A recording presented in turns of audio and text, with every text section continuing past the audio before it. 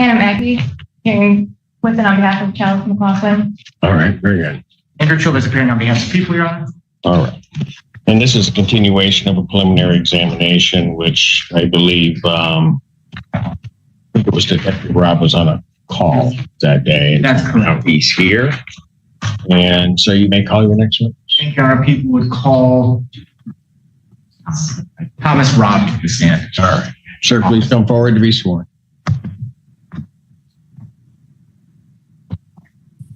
JC, raise your right hand. Do you solemnly swear to affirm the testimony you're about to give the truth, the whole truth, and nothing but the truth? I am. State, spell your first and last name for the record. Thomas Robb, T-H-O-M-A-R-A-G. Sir, thank you, Your Honor. Sir, how are you currently employed? I've been with Washington County Sheriff's Office And how long have you worked with the Sheriff's Office?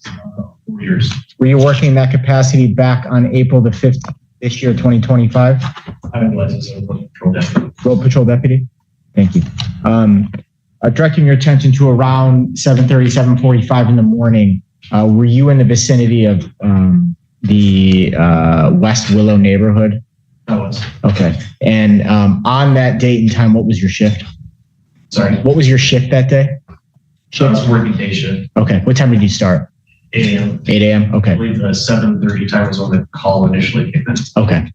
At some point, as your shift started, were you made aware of an investigation regarding a possible stolen Ford Explorer? I was. Okay. And who made you aware of that? Deputy Phillips. Okay. And what, if anything, happened in that morning on April the 15th that led to you being involved with that Ford Explorer in any way? Deputy Phillips told me that he'd taken a stolen vehicle report for that vehicle. He advised that he had obtained GPS location for the vehicle from the victim. That was pinging it, I believe, on Brookside, which was in the West Willow neighborhood. He advised that he was going to go check the area for the vehicle and asked me to assist. Okay. Were you and Deputy Phillips in the same patrol vehicle or separate patrol vehicles? Separate. Okay. To your knowledge, did Deputy Phillips arrive in the area of that suspected stolen vehicle before or after you? Before. Okay. How did you know that? I heard him call it on the radio. Okay. When you heard him call that out, where were you? A few blocks away. Okay. And what happened next? After he called out that he was out with the vehicle, again, I believe it was on Brookside. I was a few blocks away. I heard mic clicks on the radio. That's pretty much when somebody depresses the talk button on the radio, but doesn't have a chance to get a transmission out. In my 7 years of doing this job, normally when I hear that, that tells me that the deputy's in trouble. There's some kind of accident that caused them to interrupt their transmission, whether they're chasing someone or fighting or something of that nature. So that gave me cause for concern. I continued towards that location where Deputy Phillips was at, and then I saw the, I believe it was 2024 Gray Ford Explorer. That was the vehicle in question, speaking out of the neighborhood. So as you're entering the neighborhood, it's exiting the neighborhood? Correct. Okay. And what did you do next? I recognized that it was the vehicle we were looking for. I believe Deputy Phillips was in danger or something had happened, so I activated my emergency lights and siren to try to stop the vehicle. Okay. And did you have to turn your vehicle around? No, I was coming right at the entrance to the side street where the vehicle, the Ford Explorer, was coming out from. So Okay. I was driving directly at it. Got it. And did you, in fact, then begin a pursuit of that vehicle? Okay. And that started in this West Willow neighborhood? Yes. Okay. What is the speed limit on the road there where you initiated this chase?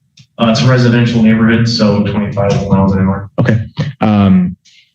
Did the vehicle pull over after you activated your overhead equipment? No. Okay. What happened next? The vehicle accelerated and tried to evade me. And did you continue to pursue the vehicle? And for how long did you continue to pursue this vehicle before it was eventually stopped? I believe about 10 minutes or so. I don't recall exactly the time. Okay. Where during that time, do you know, Detective Rob, what speeds did you get to? I believe maximum speed was about 130 miles an hour. 130? Yes. Okay. What sort of vehicle were you in? A Ford Explorer. Okay. It was a fully marked patrol car. Thank you. At At what point did this chase terminate in any way? Van Buren police assisted us with the pursuit. It was a Van Buren officer deployed stop sticks, which the stolen vehicle ran over, which caused, I don't know if it was one or multiple tires to deflate, and then the vehicle crashed into a berm at the entrance to a neighborhood. I believe it was on the end of any course roads. And that's in Van Buren Township? I believe so. Okay. From the time period that you started this pursuit in the West Willow neighborhood to the time that it ended in Van Buren Township, did you ever lose sight of this Ford Explorer? No. Okay. After the vehicle was hit the stop sticks and crashed into the ditch, were you able to determine if the vehicle was occupied? Yes, I was. And were you able to see anyone in that vehicle? Yes. Okay. Are any of the individuals that you saw in that vehicle on April the 15th in the courtroom here today? Yes. Can you identify an article of clothing that they're wearing? Yes, it was Giles McLaughlin. He's sitting to my left wearing a green jumpsuit. And where, Your Honor, may the record reflect in court identification of the defendant? Without objection, record shows so reflect. And where in the vehicle did you observe the defendant? He was exiting the driver's seat. Okay. Was there anyone else in the vehicle? No. And what did you do at that point when you made contact with the defendant in the driver's seat of this vehicle? He was exiting the driver's seat. I told him to show me his hands and get on the ground. He did. I placed him in handcuffs. Okay. Did he appear to be injured in any way? I believe he had some scrapes or bruising on his arms. Maybe, I think he might have had a small amount of blood on his lower lip, if I recall correctly. Okay. Is it, do you recall, did like the airbags deploy in this crash? I don't recall. Okay. I have no further questions, sir. Thank you. All right. Thank you. Cross-examination. Good afternoon, Deputy Rob. You were in pursuit of the vehicle in question, Yes. and you followed that vehicle for around 10 to 15 minutes. And during that time prior to the accident, you got no closer than 50 feet, did you? I got no closer To than, the vehicle than 50 feet, would you say? I don't know how close I got during the pursuit. I guess 50 feet might be accurate about closest I was, but I don't recall without reviewing the camera footage. And you testified on direct that during the course of the pursuit, you activated your sirens. Is that correct? Yes. And at some point you were driving on the highway? Yes. Was it a busy highway? I would say there was a medium amount of traffic. So that means that there were other cars on the highway during the pursuit. Yes. And you had to make several lane changes to navigate through that traffic, didn't you? Yes. And some of those cars pulled to the side. Is that correct? I'm sure some of them did. Well, usually people like not very good about pulling over. And it would be safe to say then that some cars did not pull to the side. And at one point you had to even drive on the shoulder of the freeway. Is that correct? Yes. You don't know why some of the people did not pull over to the side, do you? Well, without talking to them personally, no, I wouldn't know why. So you don't have any personal knowledge then as to whether or not the drivers of the vehicles could hear the sirens. I suppose so. Yeah, without talking to them. So then it would be fair to say that you didn't know why those vehicles did not pull over. I guess so. And you don't have any personal knowledge that Mr. McLaughlin could or could not hear the sirens, did you? I suppose not. Thank you, Your Honor. No further questions. All right. Can you redirect? No, Your Honor. Thank you so much. Sir, thank you. Thank you. Your Honor, with Detective Rob's testimony, the people have no further witnesses, the people press. Any witnesses for the defense? None from the defense, Your Honor. Thank you. All right. Now, people would move to bind the defendant over as charged on the information before the court. I believe it is 5 counts. Yeah, Yes. 5 counts. Mr. Brown responds. Thank you, Your Honor.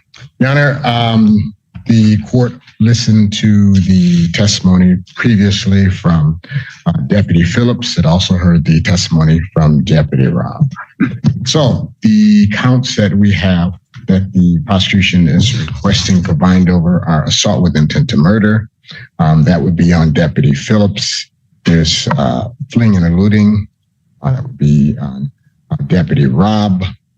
There's receiving and concealing a motor vehicle, an unlawful driving away, and a resisting and obstructing causing injury.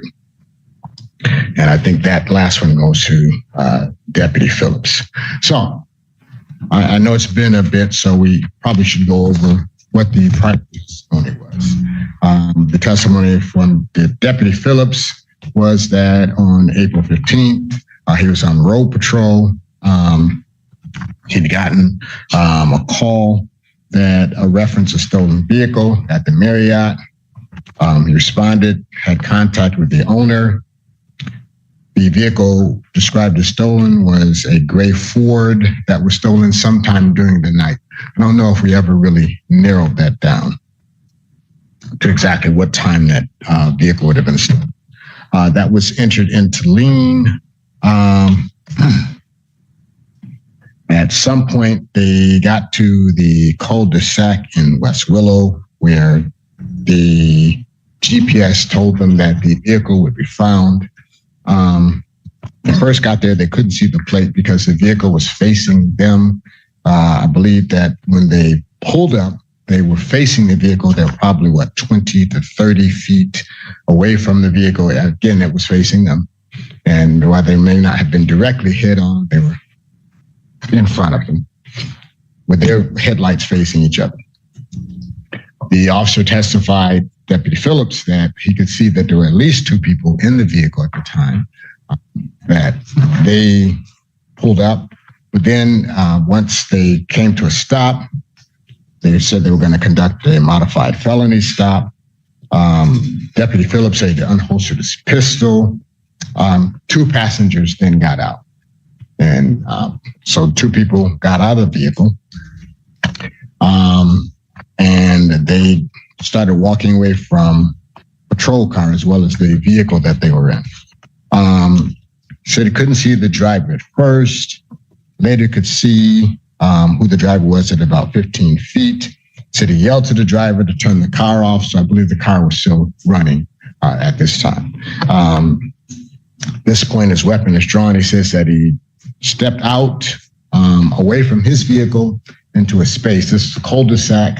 And as the testimony was developed, there was a space between the front of his vehicle, where he was the passenger, got out, and a space in the street from where a vehicle could pass through. He said he got out, couldn't recall whether or not he'd raised his hand, but he did get out and he got into that space. He said he could see the vehicle, the wheels turning, and that the car then drove at him without veering. He had his weapon drawn, and the vehicle, once it got started, did not stop, drove at him, clipped him on the knee as he had to jump to get out of the way of the vehicle. He did say that the vehicle does not stop after that. I asked him if the driver said anything to him. He said that there was nothing said, no threats made or anything like that. He did say he had recognized the driver as Mr. McLaughlin. He then testified that he and his partner then got into the vehicle and left in pursuit. So what we have then is the vehicle stolen sometime in the night. We do not know, or there was no testimony given as to who drove that vehicle away. We do know when the vehicle is seen again, there are 3 people in the vehicle. And I'm not clear as to how much time has passed. It's been a few hours. So we don't know if the person who took the vehicle, drove the vehicle away from the scene, is even in the vehicle when it's reached at West Willow, because there's been no testimony given for that. If the court remembers differently, certainly they could say, but as I recall the testimony, they spoke with the person who owned the vehicle and they simply said that the vehicle was taken in the night and they had a GPS and they're able to track them. So at the time that the officers or deputies are looking for the vehicle, tracking the vehicle, they have no idea who has taken the vehicle, male or female, white or black, fat or skinny, tall or short. there is no description of the driver or the person who actually drove away with the vehicle. We just don't have that. But what we do have is 3 people who are associated with the vehicle. One person is in the driver's seat, and several hours that have passed since the vehicle was driven away from the spot. So, let's go back to the first charge, which is assault with intent to murder. So, based on Mr. Chalice McLaughlin driving at the officer who was in the space to which the vehicle must pass in order to leave the scene, based on him driving at the officer and hitting him, the prosecution is charged assault with intent to murder. Now, most of the time we see this is usually charged as felonious assault. In fact, every time I've ever seen this, it's been charged as felonious assault. And there is a reason that it's charged as felonious assault. First, in order to prove assault with intent to murder, prosecution must show evidence which would have supported murder had death occurred. And that's first degree. They have to show that it was a first degree murder because they have to, in this, back up. This is People versus Sis Medea. That's 167 Mish 210. They have to show that their murder, that had death occurred, it would have been properly charged with murder. So, second, let's go with People versus Todd, 186 Mish App 625, 1980. There must be an intent to kill in order for you to have, for murder. For you to have murder, there must be an intent to kill. And this is what the prosecution is no doubt going to argue. They're going to argue, you know what, even if he didn't say, I'm going to kill this guy, I plan to murder this guy. And you have to have that. You have to have plan and motivation to murder. They're going to say, well, he created a risk so high that, and he knew the consequence. He knew if he hit this guy, he could die, that's going to be sufficient. And I think would be the logical thing to argue, that the risk that he created with the knowledge of the probable consequence, that'd be sufficient. But the law would not support that. People versus Milton, 81 Mishap 515, 1978. There must be some time for premeditation and deliberation. So remember, the court may recall that it was 6 seconds from the time the officer got out of his vehicle and stood in that area in order to stop this vehicle from leaving. 6 seconds. Now, the law does not define how much time you need for planning and premeditation. It doesn't do that. But it is clear where there is no evidence of planning and motivation. And they have to show that. They have to show some plan, some motivation to kill this person. What you've seen is a motivation to flee the area, perhaps. But there is no evidence put before this court that when this vehicle was driven at that officer, that the plan or the motivation, the intention or the premeditation was to kill anyone. And they have to show that. It's not enough that they show, well, it's likely. But isn't that really a question of fact? No. As to whether or not good question. The evidence is sufficient. Good question. Because People versus Oster, 67 Mishap says, where there is no evidence of planning or motivation, bind over is erroneous. So no, it's not a question of fact. And it's a great question, but People versus Oster has already answered that for us. You've already said, have you not, that even though it's a 6 second time frame, that could be, or a fact finder could conclude that that is sufficient time for the premeditation.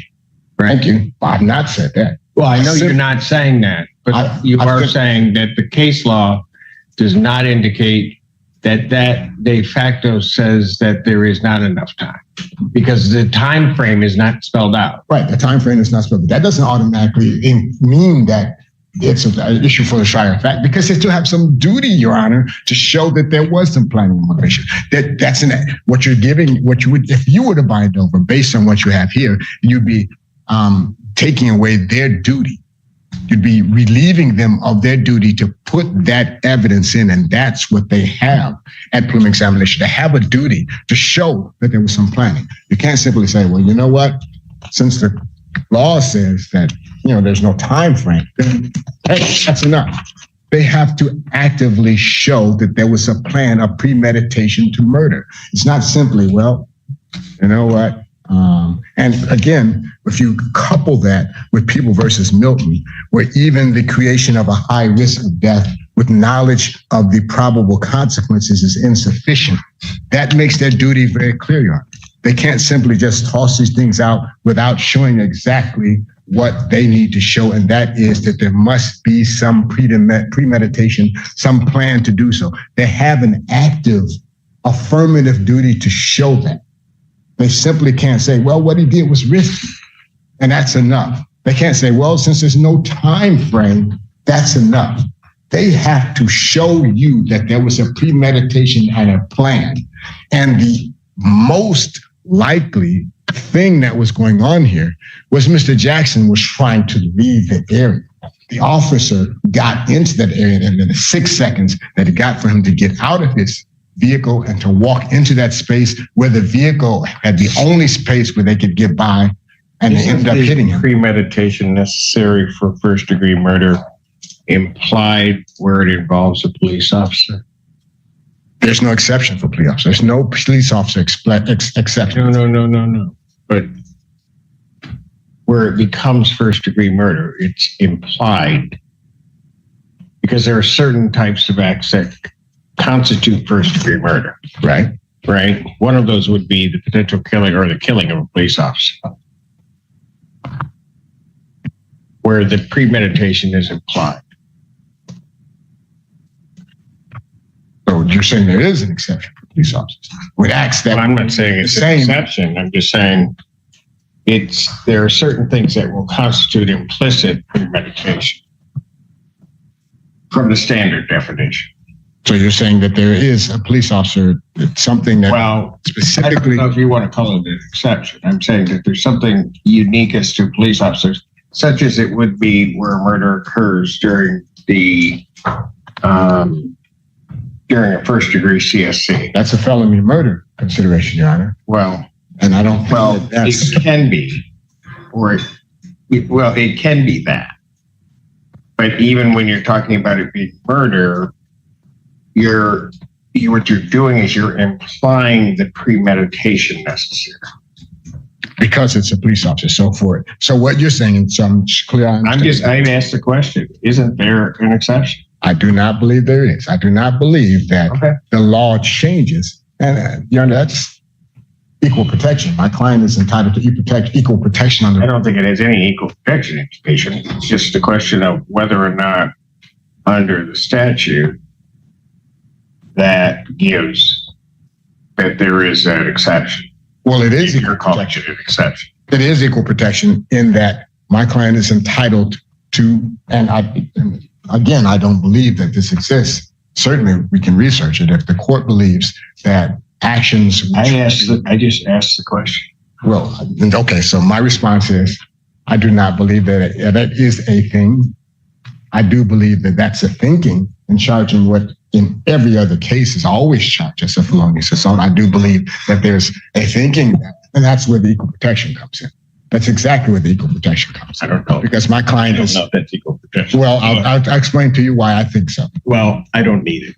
Okay. Because I don't think you've rejected it up front. Okay, fine. I rejected it outright. Okay, all right, fine. Well, Your Honor, then I have to say I reject the notion that police officers have some sort of protected status. Well, you can reject it. I asked the question. You're saying no. I'm saying I'll no. hear from the people when they get to that. Okay, all right. So let's move past that. Let's go to the unlawful driving away. Now, as I recall the evidence coming out, and the court may remember differently, there was no identification of who drove that vehicle away. And for unlawful driving away, the person who drives the vehicle away, or I hear that argument, but it doesn't matter whether it was driven from the scene or from the hotel. Is it really going to matter? Yes, because one is receiving and concealing stolen goods and one is driving away. The thief has to drive the vehicle away. If they put no evidence before you, let me back it up. Sure, you can certainly say that recent possession of stolen goods leads to the inference that a person knows the property is stolen. It does not lead to the inference that the person stole the property. And they have to put evidence on that Mr. McLaughlin drove that vehicle. That's why it's called unlawful driving away, Your Honor. It's not unlawful possessing later on. It's unlawful driving away. You can't conflate receiving and concealing with unlawful driving away. They have a duty so what I'm saying is whether or not he took possession at the hotel or whether or not he took possession at the cul-de-sac, because he was driving the vehicle, and there's testimony to that, Yes. He took possession and he's driving it away. That would be at most unlawful. That would be receiving and concealing stolen property, Your Honor. Unlawful driving away means that he has to have taken the property knowing that the property was not his, that he was taking the property from the owner. You don't know that he was at the hotel.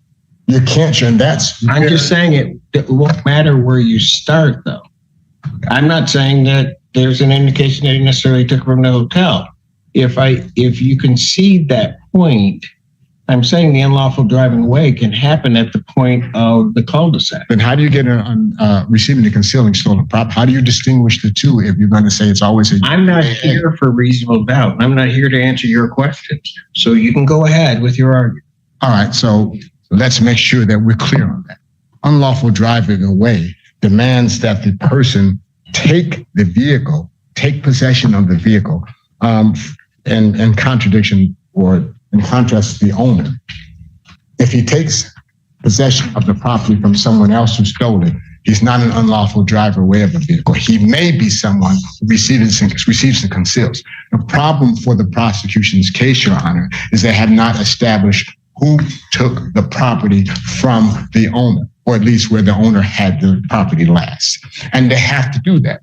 Just because you can say that he was in the vehicle later does not and cannot support a UDAA.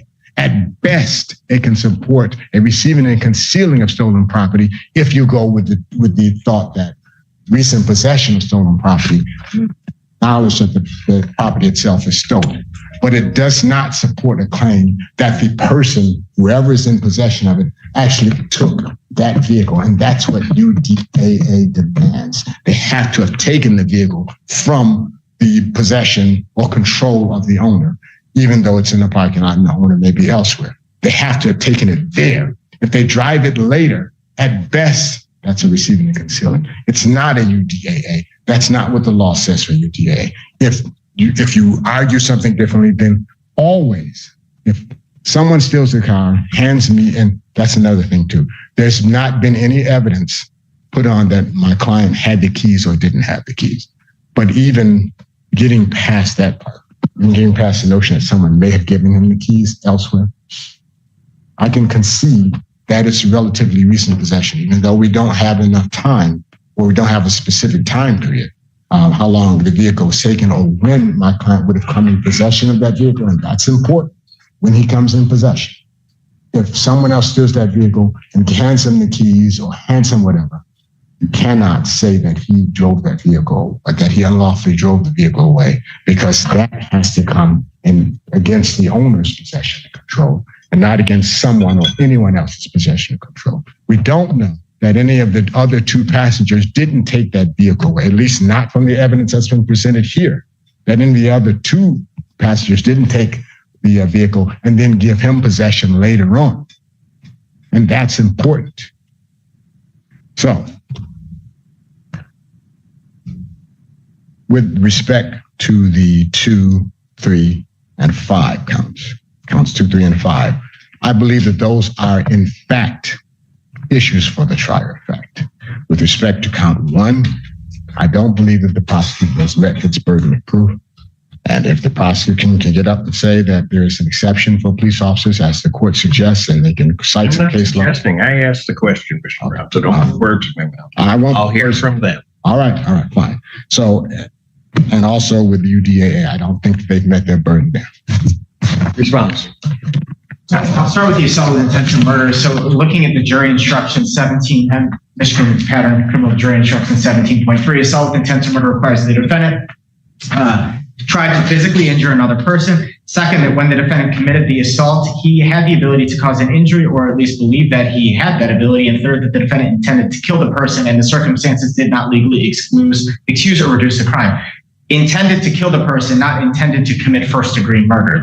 That's a very different thing. And looking at People versus Erickson, a Michigan Court of Appeals published case 288 Mishap 192, this is from 2010, specifically states this, points to this jury instruction as the elements of assault with intent to commit murder. It is not assault with intent to commit first-degree murder. It's just assault with intent to commit murder. So I don't even need to address that issue, whether there's an exception There's nothing in the jury instruction that requires. Okay. And so then we're left with the question of is the defendant in driving a Ford Explorer at Deputy Phillips intending, can you infer from that behavior an intent to kill? And the argument before the court that the people would put forth is when you're piloting what is probably a 4,500 or 5,000 pound object, accelerating and pointing that vehicle at an individual, you absolutely, that those actions, there's a logical inference that can be argued that would create a question of fact that you're intending to kill that person. That's a we're not talking about a motorcycle or a scooter or a golf cart or anything else. We're talking about a Ford Explorer. This is a large vehicle. The defendant looked, based on the testimony of Deputy Phillips, he was looking right at him. Deputy Phillips is attempting to get him stopped. He steers in the direction of Deputy Phillips, hits the gas, and hits him. Now, granted, Deputy Phillips was able to get out of the way, and it only struck his knee and kind of fell to the ground. But we have to consider the actions of the defendant, and I think to a probable cause standard, there is certainly a question of fact as to the defendant's intent. But unequivocally, if you take a Ford Explorer and you floor it and you aim it at someone, you can kill them. That is just common sense. Regarding the UDAA, again, relying on the jury instructions, unlawful driving way out of automobile requires first that the vehicle belonged to someone else. Second, that the defendant took possession of the vehicle and drove it away. And third, that these acts were both done without authority or without the owner's permission. Fourth, the defendant intended to take the vehicle without authority, knowing that he or she did not have the authority to take the vehicle and drive it away. As the court alluded to, that doesn't require that you must take the vehicle from the first place it was stolen. Now, I think that there's a logical argument and facts such that the location of the hotel versus the location of where this vehicle was found and the time frame that it happened at some point overnight, and this is 7:30, 8 o'clock in the morning. Again, there's a logical inference, circumstantial evidence to suggest that the defendant did in fact take that vehicle from the hotel parking lot. We're not talking about one state over or 200 miles away, something to that effect. But I believe that, again, there is sufficient evidence before this court to a probable cause standard that there is a question of fact regarding that count.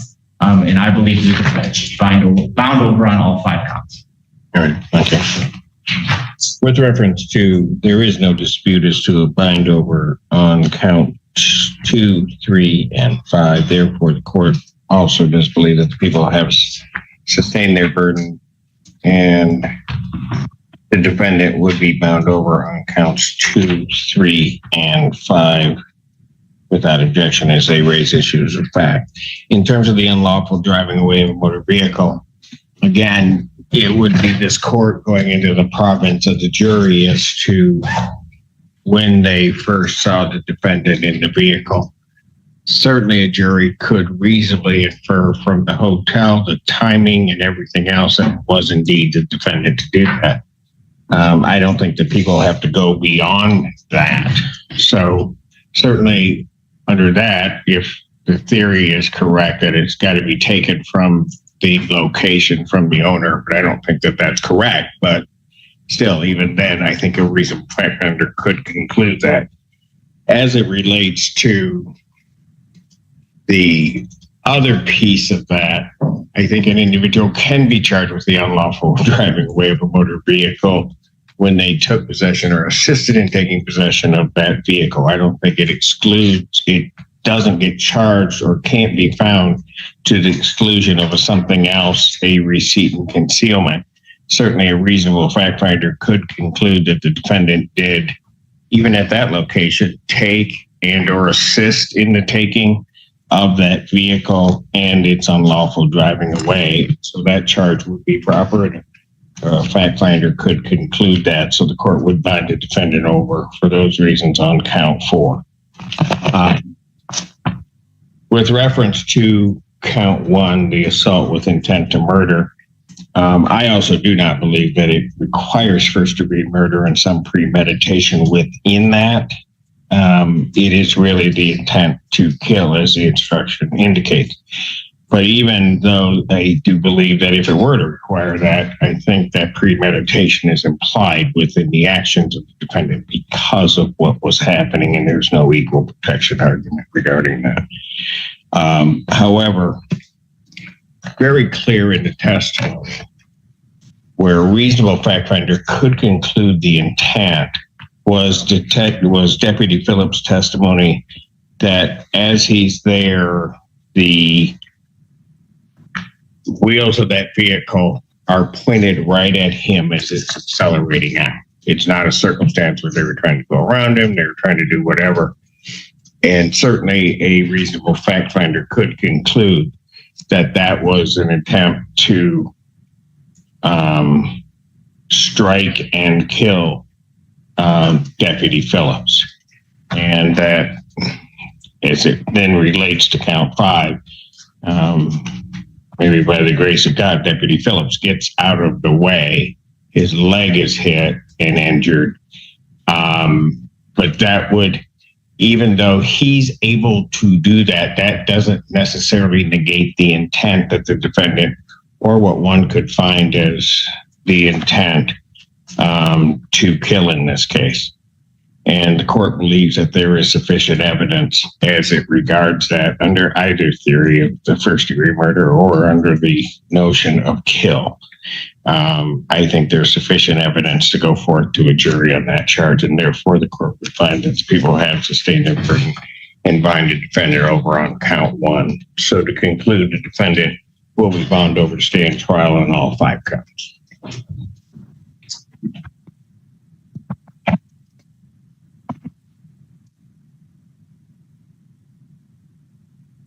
Now that you see the information, waive it to reading. Yes, sir. I'll let you see the waive it for the record. I'm going to enter a plea not guilty. And having waived formal reading, pleading not guilty as to all counts, court will enter that plea. Pretrial will be set for August 13th, 2025 at 1:30 with Judge Collins. August 13th, 2025, 1:30, Judge Conlon.